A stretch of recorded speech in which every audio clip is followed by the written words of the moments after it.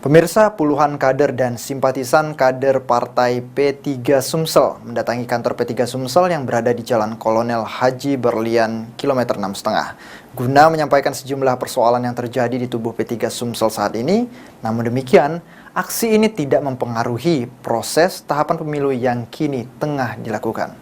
Ada sesuatu yang tidak beres. Dipimpin oleh Wakil Ketua Majelis Dewan P3 Sumsel, puluhan kader dan simpatisan Partai Persatuan Pembangunan mendatangi kantor DPW P3 Sumsel yang berada di Jalan Kolonel Haji Berlian, kilometer 6,5. Dalam kedatangannya, Zain Bahri Has serta para kader dan simpatisan Partai P3 Sumsel menyampaikan aksi ini adalah akumulasi permasalahan yang selama ini sudah muncul dan berharap pada DPP P3 agar menyikapi segala kasus yang disuarakan dan dapat mengambil keputusan yang tegas.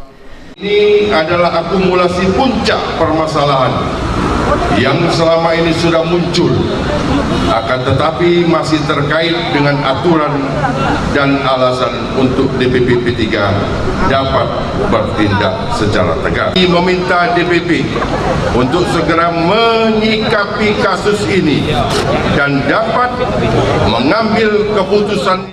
Sementara itu, menanggapi aksi yang dilakukan, pengurus DPW P3 Sumsel melalui Wakil Ketua Azari HS membantah segala tuduhan yang dipermasalahkan selama ini, mulai dari PAW anggota DPRD Bali dan juga reshuffle yang terjadi DPC se-Sumatera Selatan.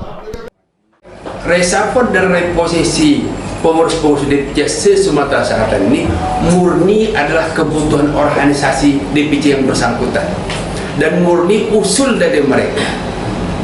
Karena itu DPW hanya menyampaikannya kepada DPP. Jadi usul reshuffle dan reposisi dari DPC itu murni usul dari DPC dan kami berkewajiban menyampaikannya kepada DPP.